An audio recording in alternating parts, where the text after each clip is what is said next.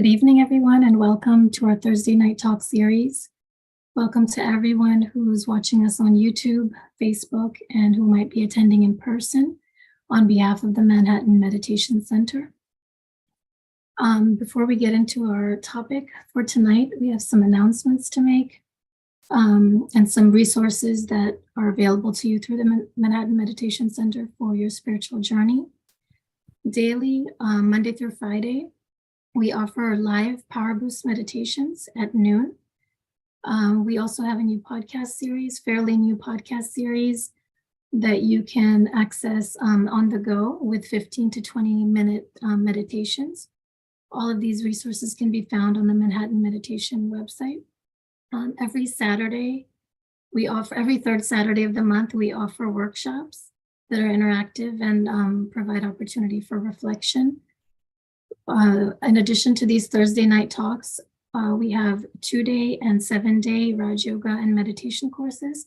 So you can feel free to check out the website for upcoming offerings for those.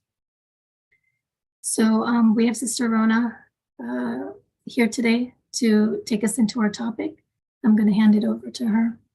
Welcome, Sister Rona. Mm-hmm. Welcome and good evening.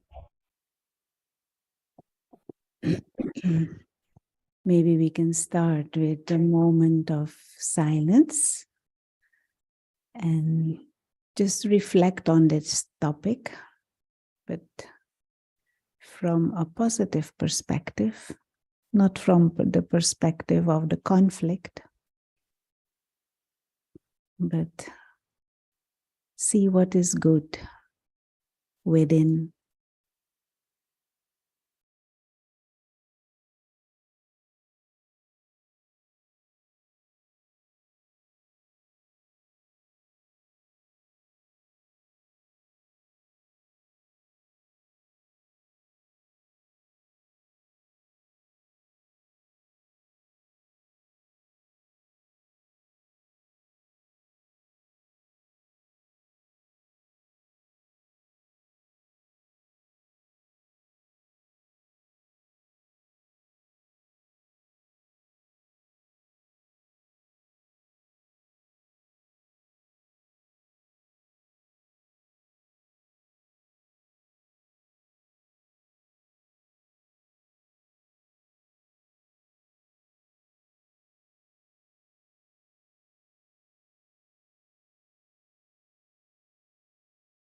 Thank you.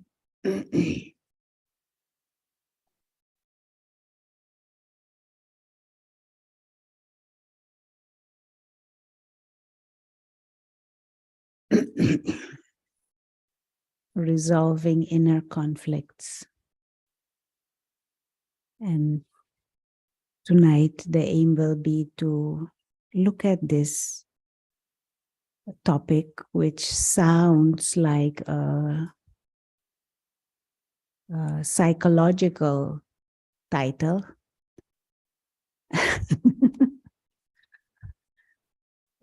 But we will look at it, or we will approach it from a spiritual angle.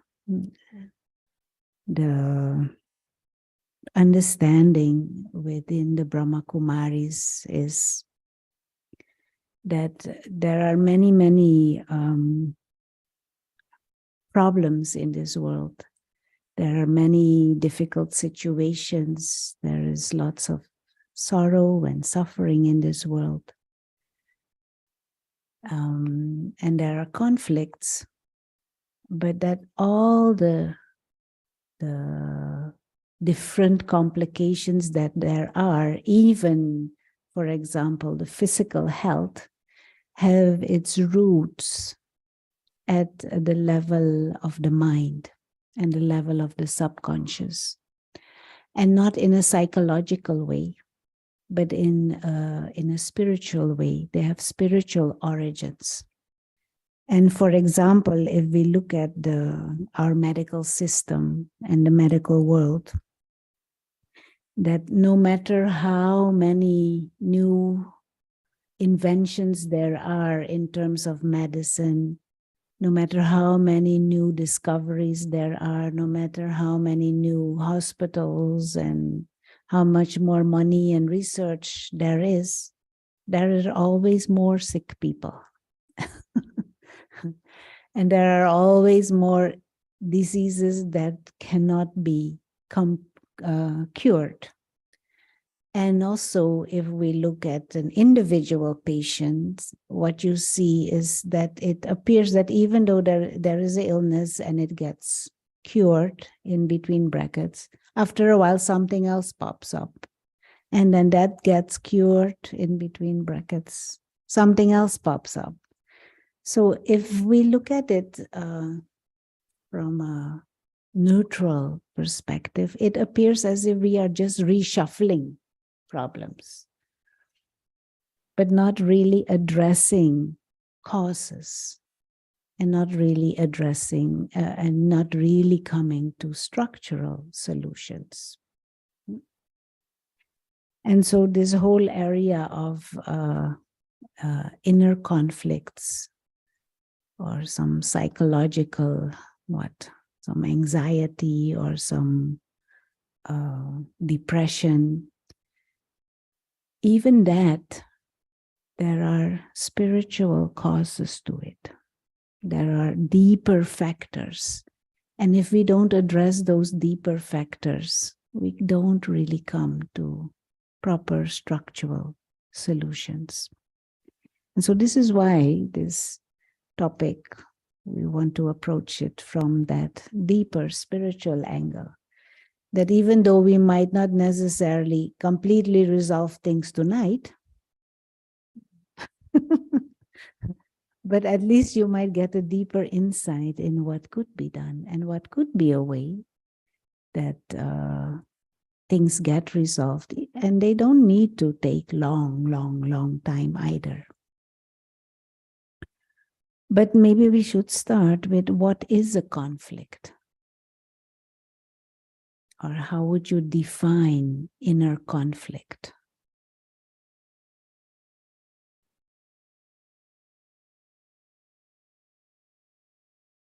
Anyone want to say?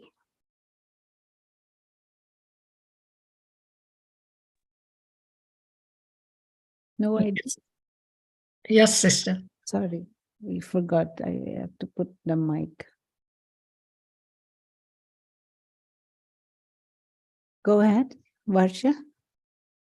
I feel that anything that is not in alliance with Baba's Srimad. Mm-hmm. And how would you say that in terminology that anyone can understand? Oops. Okay. We all are comfortable with peace, love, joy. These are our soul has these inherent qualities. And it lets us know, consciousness lets us know when we are uncomfortable. And that is a signal to kind of reset. Where am I caught? Or whatever, where are my samskaras caught? Whatever way we want to put it. And there is a tremendous, I would say, healing power that you go back.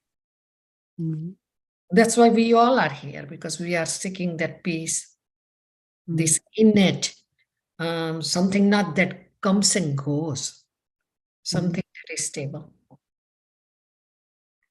Okay, thank you. You want to try? Just tap me. I'm not sure if, just give me a moment.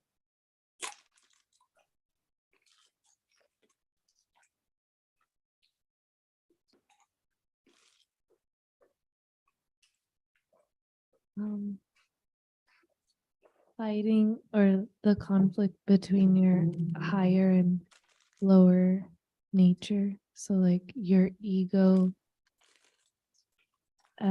is fighting against like the true nature, which is love, peace, all of that. Yeah. So that's causing Very the good. I'd like to share conflict is also inner conflict to me is a feeling of unease, It's a feeling of physical pain at times. Yeah.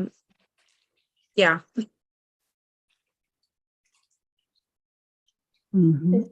Misalignment between your inner worlds, outer worlds, your true self and the ego. Mhm. One way to describe also inner conflict is when what you feel or what you desire or what you want is different from what you know is right or wrong, for that matter. No, so there is a certain pull, there is a certain desire, there is a certain emotion, but deeper behind you feel this is not right or something else is right.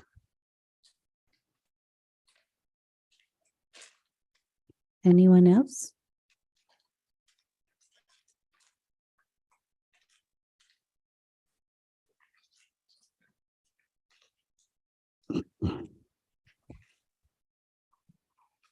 Okay, so one of the things that also happen is that we fight or we are at war or we struggle or we battle with external situations. No, or we don't like what is happening outside. We don't like what others do or say or think or feel or behave. And we think that that is what is causing my inner discomfort. We think that that situation or those people are causing the inner problem. And what is then normally our response? Say your At times it can be flight, fight, or freeze. we try to avoid that situation, or we try to avoid that person, or you try to run away from that person or that situation. Mm-hmm. What else? Disturbance in thoughts, wasteful thoughts, thoughts which are not elevated. Mm-hmm. But we try to change that person, or we try to manipulate the situation, or try to bring in others to make that situation the way I want. Isn't it?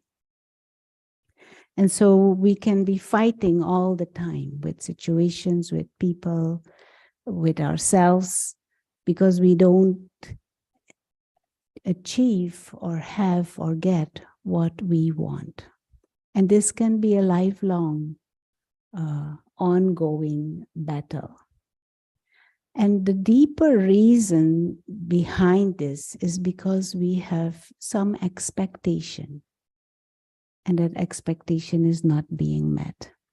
The deeper reason behind is because we have a certain desire, whether it is a realistic or unrealistic, that is not being met.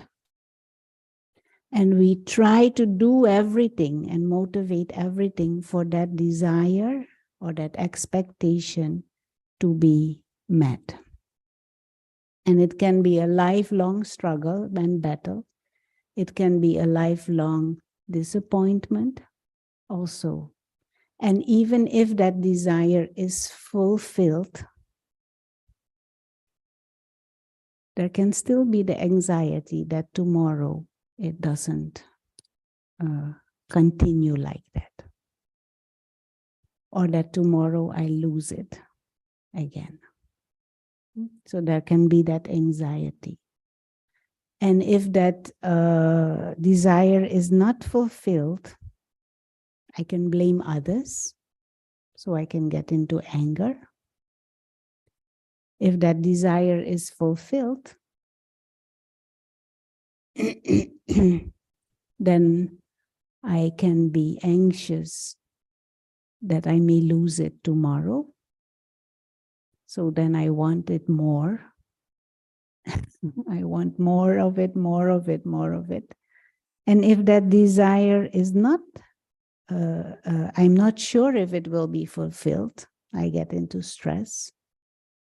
And if that desire is not fulfilled and I blame myself, I can get into depression. But the deeper concept behind it is some desire, some expectation that I hold. And I might not even necessarily have, pinpointed. I might not even be fully clear what is that desire and what is that expectation. Now, how can I be free from all these complications?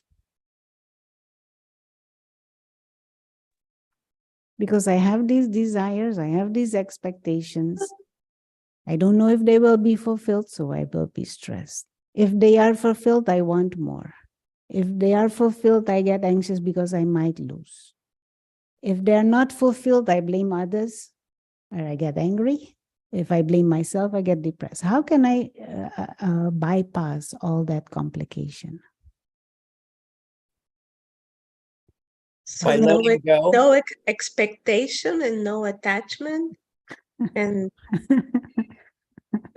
If I have no desires or no expectations, that is the easy way.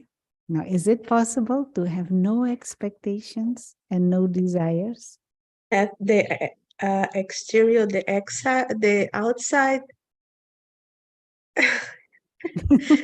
serve our inside. Let's go over to the board then, and we'll try to see if we can get a bit clearer picture of these dynamics. Is the board visible? Yes.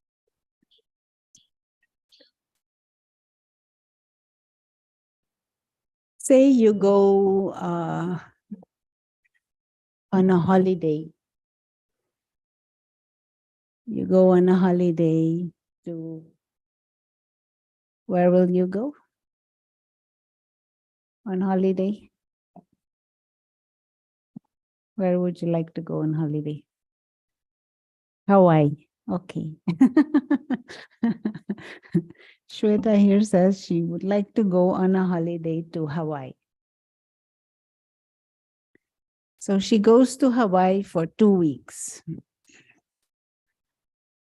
And if she goes to Hawaii for 2 weeks, expecting that at the airport, they will have the red carpet, expecting that you can come, it's okay. Expecting that they will, when she comes off the plane, that they will give her, what is it? How do you say? A garland of flowers. And that they will sing Hawaiian song and play Hawaiian music for her when she comes off the plane. And that at the entrance of the airport, that they will hand her a special Hawaiian cocktail. And that it will be smooth passage through the custom and through, she gets her luggage, easy way to the hotel and the blue beaches and everything. That is her expectation. Now, first time she comes there, she lands, no garland. What will happen in the mind? There is no cocktail either. She'd be disappointed. She'll Sad. be disappointed. No Maybe mad. music either. No music either. No Hawaiian music songs either. The custom officer does say hello with a smile, very friendly, very helpful. But in her mind, she's still complaining, why didn't they give me a garland? So you can't appreciate the smile and the friendliness of the custom officer. No? There's beautiful sun. The bus ride to the hotel is along beautiful landscape. But in her mind, she's still complaining, why didn't they give me, what is it? Hawaiian cocktail. They don't know how to treat people here. They are not hospitable.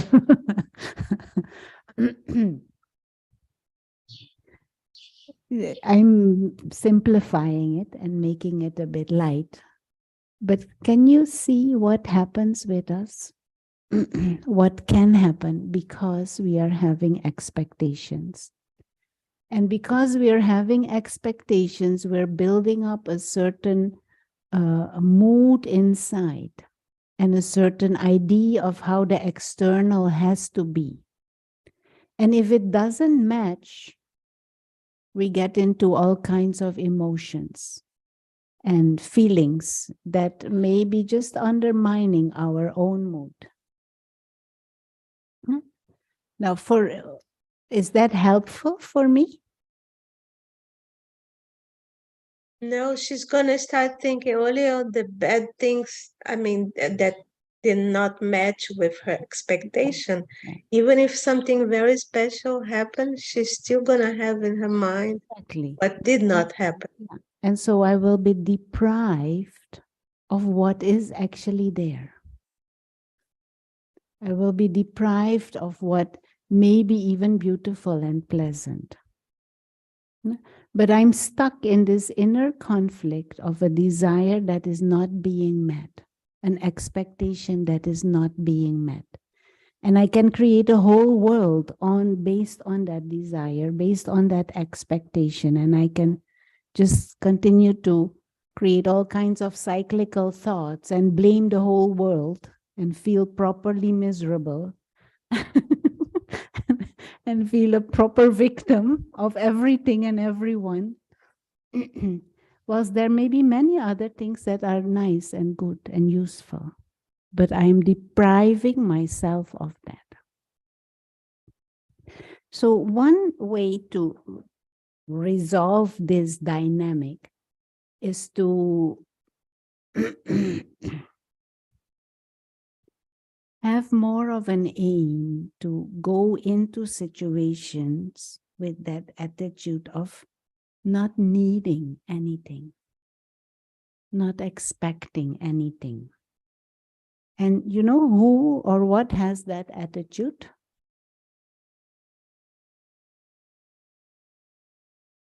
Soul, yeah. And so what form, what kind of consciousness do you have?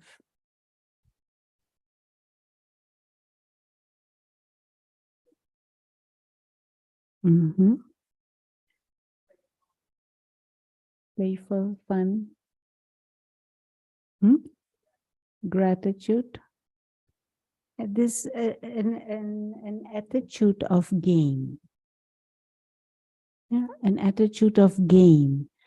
You're in a game. You're expecting nothing, or you expect anything, and you're okay with it. But you are internally prepared with your skills. But you like the game. And so this is a nice way to approach things. It is a game, but it is an unpredictable game. Anything can happen anytime. And this, in sports, there is this attitude, no? In sports, you have a certain set of skills, you have a certain training, but anything can happen. So you have to be kind of all the time, you have to be ready for anything. You're not expecting anything. You're there to demonstrate your skills, not to get some comfort or to get something special. You like the game, you enjoy the game, and whatever scene comes is okay, but you are not there to take. You are there to use your skills, to give, and to enjoy the expression of the skills. It is a different attitude than when we are expecting. You're expecting nothing. Just you are ready for anything. Can you be like that? Can we be like that?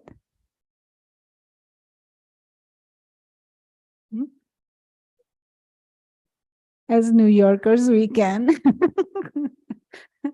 As New Yorkers, we can, those who are living in New York.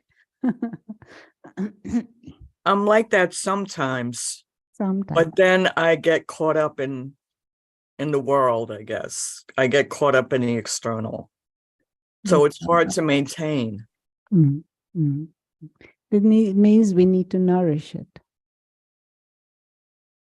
Means you need to constantly empower the self to hold that.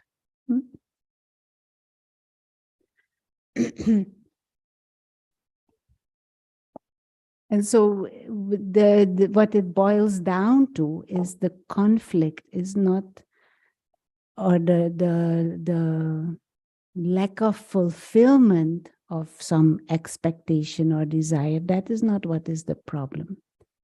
It is the internal inability to hold the right attitude to certain situations, to hold the right attitude to interactions. Because many times with these inner conflicts, we project them externally and we try to resolve them externally. But it is my lack of training, lack of understanding, my inability to shift into an attitude where I can be free from expectations, free from desires, shift perspective. Sometimes we share this, no? Our present model to life worldwide, in all cultures actually, is I'm born at a certain time and I'm nothing and no one. And I become someone during the lifetime by what I can acquire, what I can get. If you want, you can come and sit here. You can see the board, or Ananta, you also, if you want to. And so our sense of value, our sense of self-respect is based on what we get, or what comes to us, or what others give to us, or what the people around us, the things around us, we become someone. And so we are born at a certain moment in time, we are nothing and no one. And we become someone because of how the body evolves, what the body looks like, what the people around me have and what they give me, education that I get, people that relate with me, the gadgets and the positions I can acquire. I become someone. And then there is the moment of leaving the body, end of the body. And so at this moment, what happens? I lose it all. And I become nothing and no one again. Now, we don't necessarily describe ourselves like this, but this is the subconscious model that we have to life and to ourselves. You can see this on the board? Is it visible? You can just write a little bit lower, Sister Rona. That's better. Sorry, yeah. Okay. And so this is kind of the model that we have to life, and also the idea that we have about ourselves. I'm nothing and no one, and my sense of value, my sense of self-respect depends on what I can get, what others give me, what I acquire, how much money, how much position, how much possession, the people around me. And so we define ourselves based upon external things. And if we do that, we are always in some form of conflict, because we do want to feel good about ourselves. We do want to feel peace. We do want to feel a certain sense of value and respect for ourselves. But we base it on things that are acquired, and we base it on things that are changing. They can change anytime, they can stop anytime, it can finish anytime. It is unpredictable. Even your possession, the laws of the country may change, and then you lose your possession. I know people in countries where, because of the political system changes, they lose everything. All possessions, position, everything is gone. And so in this changing and unpredictable world, if we base our sense of self and our sense of value on these external things, we are always in this state of insecurity. And then there is, when you're in that insecure state,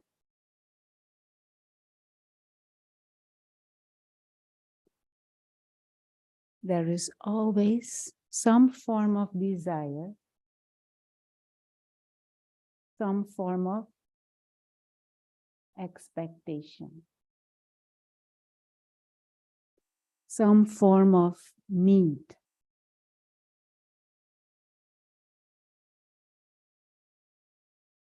You understand this? And this is inevitable if we have this model, this perspective on self and on life. Now, how can we resolve this? Change your model.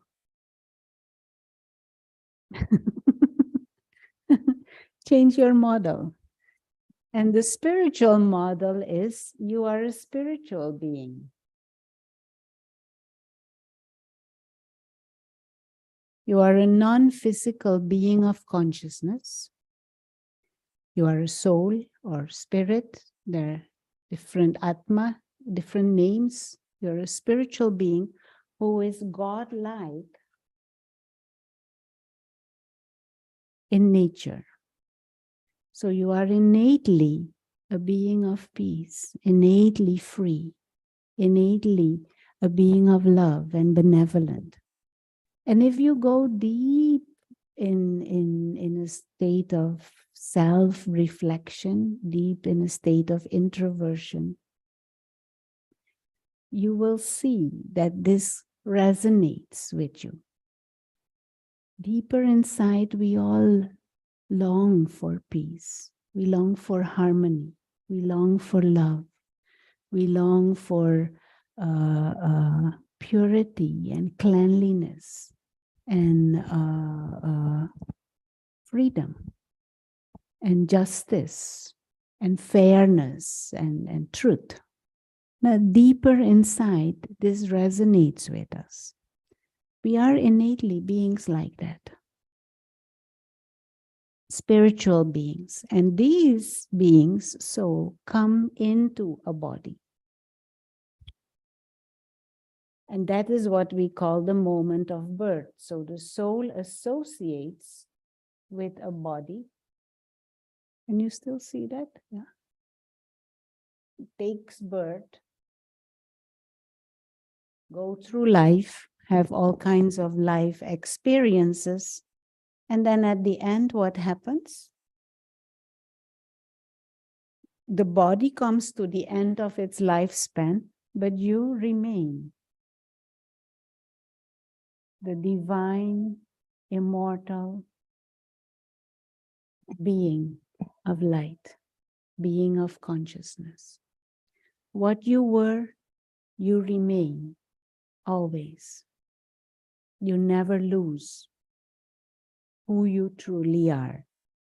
And all of this, whatever comes or doesn't come during the lifetime, whoever comes, whoever does not come, whatever the state of the body or not, it is all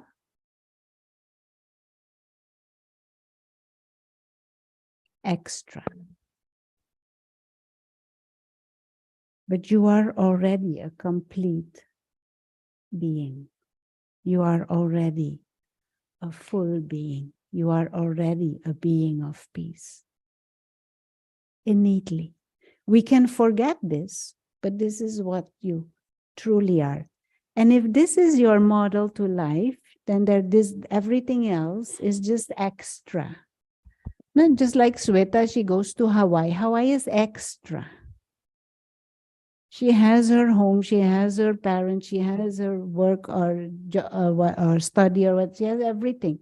Hawaii is extra. She doesn't need that music, that garland, that what is the thing, the cocktail. She doesn't need. It is nice if it's there, but if it's not there, that's also fine. It is extra. So, and anything extra, you can enjoy it. You can use it, you can play with it, you can share it. But when it is not there, you don't miss it. And that is a healthy state. That is a state that will make us free from conflicts. And this is what meditation is all about. You practice this, you remember what you were before you lost consciousness, so to speak. Remember who you are, regardless of this body. Because so many times we identify ourselves based on our body. I am a female, I am this skin color, I belong to this culture, I was born here, this education, this money, these people. But all of that is extra. If that becomes the basis of my identity, it is very flimsy. Anything can happen with this body anytime. And even if nothing severe happens, at the very least, it gets older every day.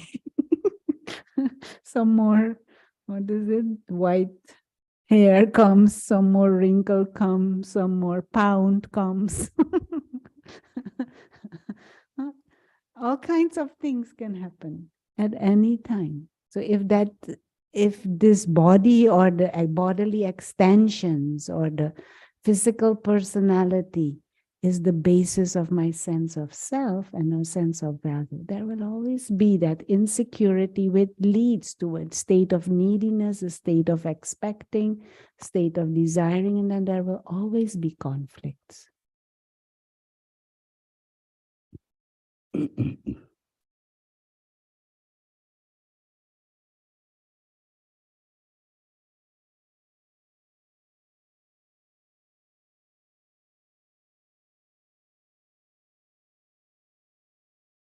So you were saying godlike, and we long for peace and purity. So then, say you long for that peace and purity for the people around you as well. Is that a desire and expectation?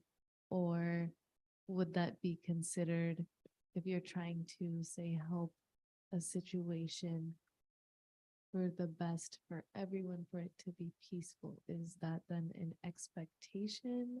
Or how do you? You can have a good wish.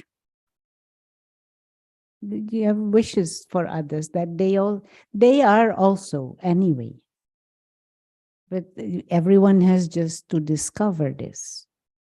But more I discover it, more chances everyone else around me can also discover. And you have that wish, but not out of selfishness. Because sometimes we want others to be like that so that they can treat me better. But we help others by our own example. We help others by what we manifest at whatever level, even if it is just talking. But that is how we share with others. But if I expect them, you can wish for them, you can give them tools, but if I expect them to use those tools when I give it to them, then I will be miserable. Because they will use the tools when they are ready.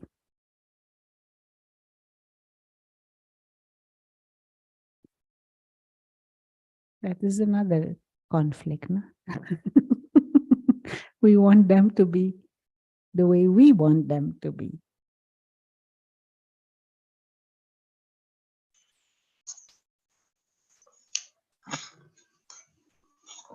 Anyone else want to say anything? Yes, sister, do you have any advice for staying patient with others whom you're in an intimate relationship with if they're not at the same level, and perhaps are mistreating you?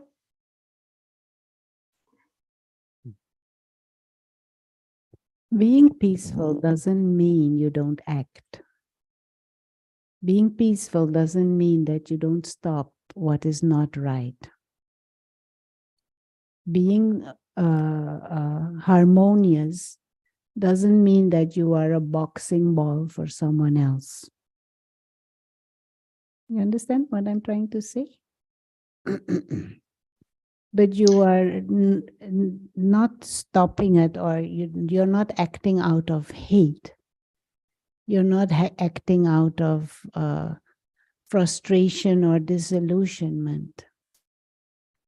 You're just performing a certain action because you feel that that is the best for everyone involved, including self. Yes, I understand. And you also understand that others are acting and reacting out of their own inner neediness. Others are acting out of their own frustration or pain. Fine, but it doesn't mean you need to be there taking the hit and keep standing there taking the hit. But you're not doing it out of anger or hate or resentment, but out of this is what is useful for the whole situation, the best for everyone involved. Because this is a confusion that we also have. No, we think being peaceful means I don't do anything. I just let others walk all over me. But that is not what is real peace. Being peaceful is you're not upset no matter what happens, but you still act. And you choose the actions that are in the benefit of as many as possible, including self.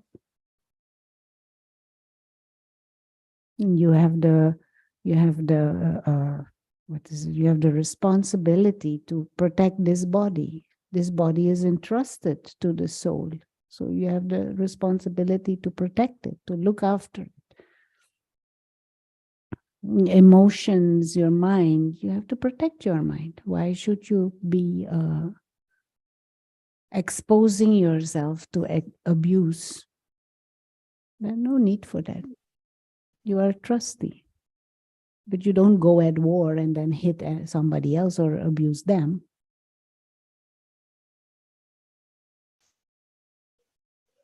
Yes. But, sometimes the paths are unexpected. And in my own personal situation, I felt I had to divorce a spouse, but after a couple of years of COVID and a lot of meditating, I kept being called toward forgiveness, and we're now reconciled. And I wonder, at some level, what karmic things he was experiencing that caused him to behave in the outlandish ways that he did. And maybe there'll come a time when he'll listen to lectures like this. I don't think he's there yet, but I'm certainly in a place I did not expect to be a couple of years ago. Mm. Mm. That's all. Good. Thank you for sharing.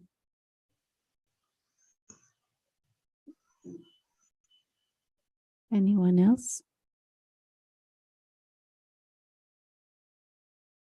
And so someone was saying now before the lecture, there are no outer conflicts, actually. There are no wars outside, really. There are inner wars. And so this higher nature, the innate nature, is wanting to emerge, but we're not letting it because we are stuck in this limited perception of ourselves and holding on to this limited perception. We want this, but we hold on to this perception. So we try to get the external situation such to feel peace, the external situation such to feel love. But the external situation may be anything. And even if it is good that you feel love, you don't know what will happen tomorrow or next week.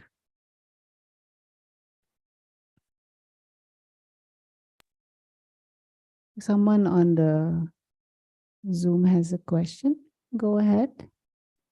But if you already lost a lot through the hit from the people you believe and trust, how do you come out of that? If you already lost a lot because of people you Believe trusted? and trusted, how do you come out of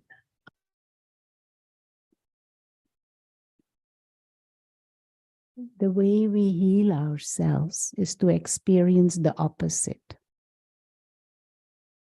So if we are feeling pain or if we feel mistrusted, the way to heal yourself is to experience the opposite within yourself. And you don't go to those same people for that. And so in spirituality, the method is begin to experience what you were expecting to experience in others. Experience that within yourself again. Or even a step further and deeper is re-experience or reconnect your eternal connection with the Supreme Soul, one who is always peaceful, one who is ever loving, who is ever wise, ever truthful. And more you experience the presence, the company, the belonging of the soul with the Supreme, those original qualities, that feeling of love, that feeling of security and harmony is experienced. And then you can let go of the pain, or you naturally start letting go of the pain that was experienced before. And then you can approach those same situations or those same people from a space of not needing. You can approach them now from a space of you giving.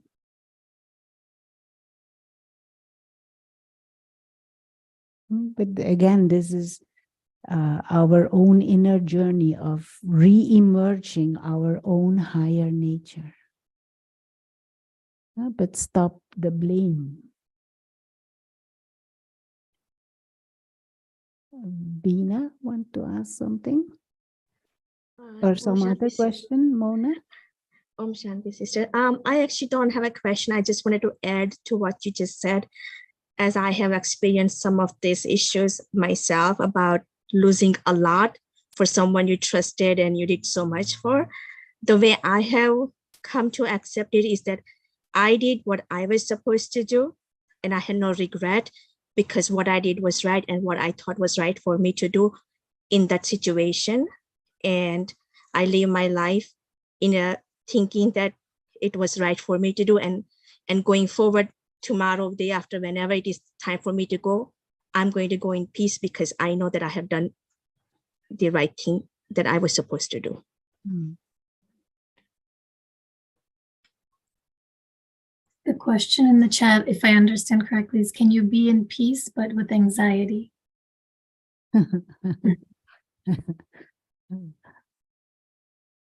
Do you think so? It is the opposite, no? Peace and anxiety are the opposite. They can alternate. There can be moments of peace and moments of anxiety, but they cannot be there at the same time.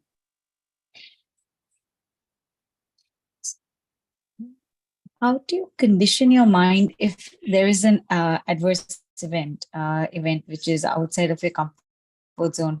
How do you condition your mind to say that this event is beneficial? Because sometimes you get so caught up, as you said in the limited, and you're trying to find peace, which is not there, right? Because that's the situation is the opposite. How do you condition your mind at that point in time that it is really beneficial, even though it looks the opposite, and you compare to a greater whole? At that moment, you can't do anything. At that moment, you will respond what you have practiced or what you have held in your mind as a deeper conviction over a long period of time. At that moment, that is not the time to practice. At that moment, you will be what you have held as a conviction for a long period of time, what you have practiced before. And so we have to practice, we have to come into this mindset again and again and again and make this natural so that when situations come, you will respond from here and not from here. Because when situations come, it is just like an examination. No? There are times to study and practice and apply. And then there is the examination. Examination, then you can't say, where are my books? Let me check. Look it up. That is the time. So when situations are there, they are examinations. And the only thing you can do is, okay, I wasn't prepared. What can I learn from this? What can I learn from this? And learn and practice what you've learned when the going is good. But we forget, no? When the going is good, we think, oh, it will be all right. And as if nothing ever gonna happen. Or no other situations are there. And of course, it requires a certain attention. No, I know for myself, for example, for a long, long time, I had been practicing to deal with criticism. At a time when there was very little criticism or no criticism. But still, when it came, I wasn't fully prepared. But at that time, you are where you are at. You can pretend. We are also very good at pretending sometimes and just smile as if nothing happened. And somebody asks you, how are you? Oh, I'm very good. But inside, your heart is shrinking. Pretend is not practice. Then we just become good at pretending. That is not the practice. But we have to prepare ourselves beforehand. And know that in this game of life, all kinds of situations will come. And they do come. That is how the game of life is. But the game is also such because we have the ability to respond. And examination is not there to make your life miserable. Examination is to show you where you're at and where you still need to pay more attention.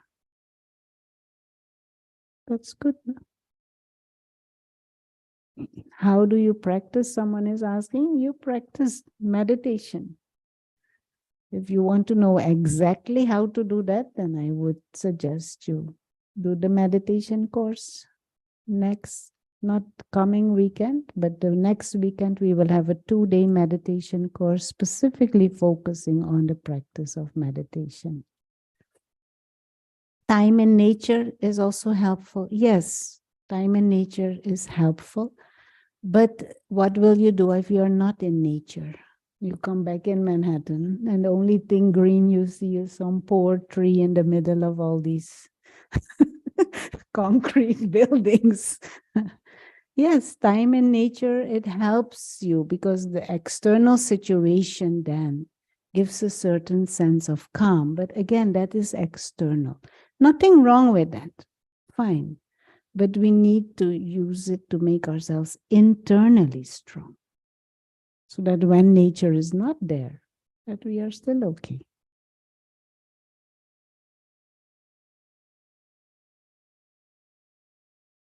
Okay.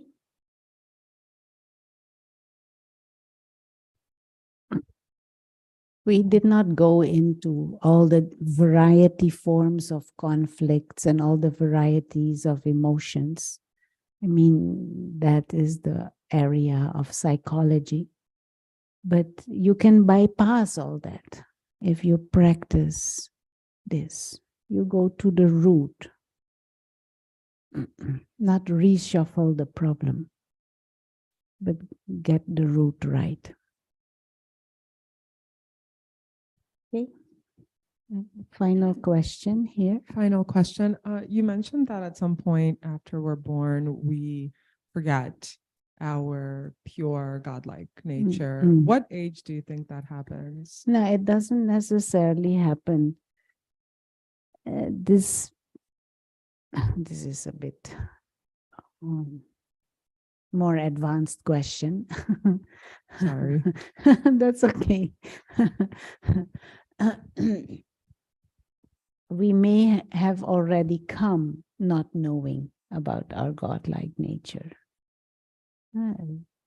Although many times you see babies who kind of have that natural sparkle, but moment they start connecting and identifying, which is in the space of a year to 2, they lose that sparkle. But I think humanity over time has lost it. So even if a baby comes with it, parents don't have it. So even if the baby comes with this sense of self, parents will look at the baby like this. And not only parents, everyone else around will have this materialistic, limited perspective. And no matter how nice and how pure and clean the baby is, they will still say, you have to get this, you have to get this, you have to get this, because without it, you are nothing. And not because parents are bad, but because they operate from this model. So we teach our children to operate from this model, no matter how they came. Your model is better.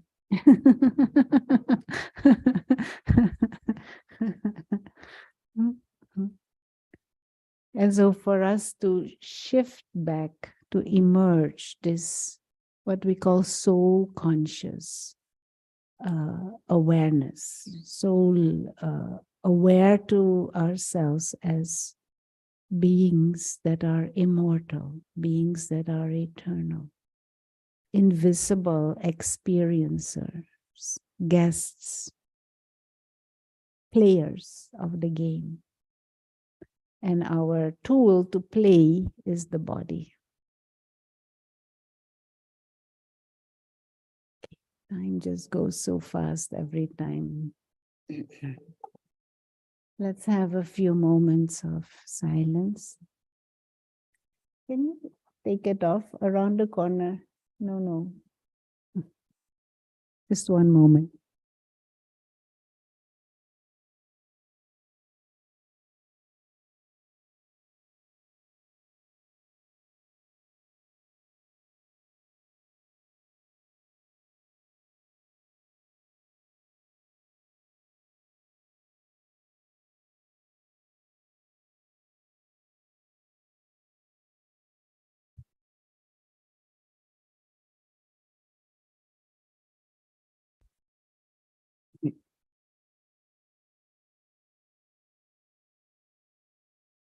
And so as we sit quietly,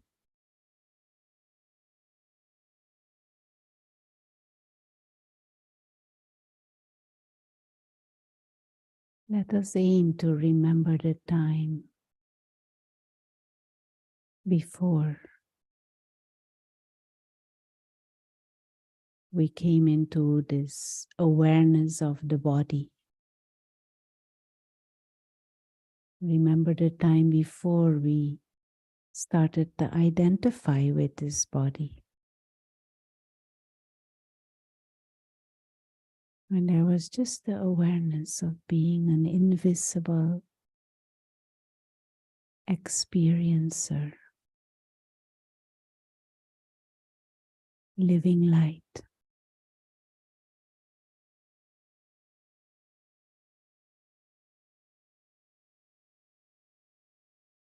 Free, timeless,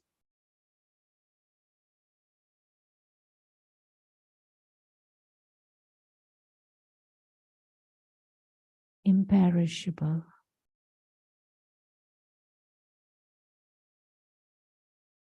being of consciousness.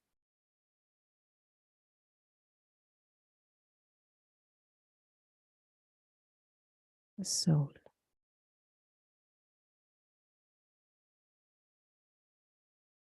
And we use the image of a tiny star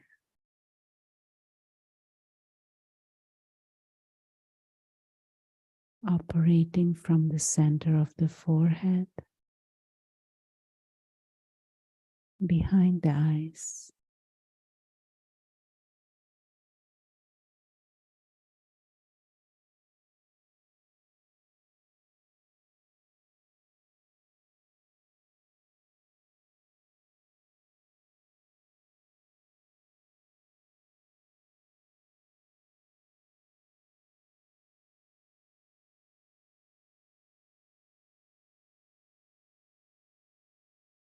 A being of light,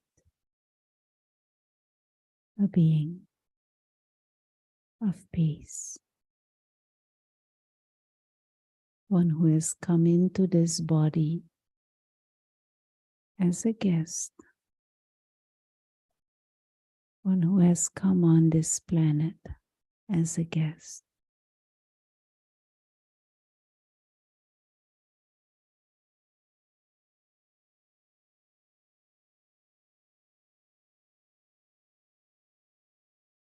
The whole experience of human life is extra.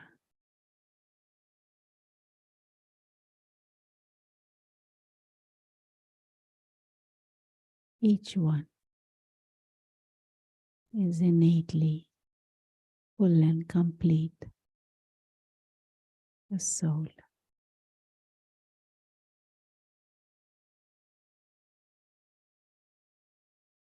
All we need to do is remember again.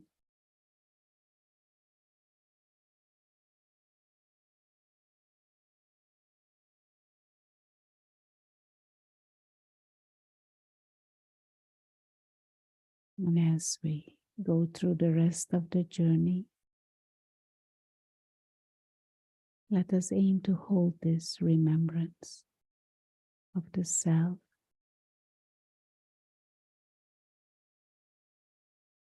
as an eternal being of light.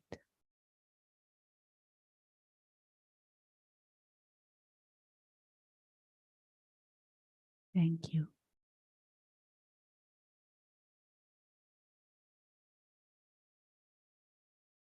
Thank you, Good Shanti. night. Good night.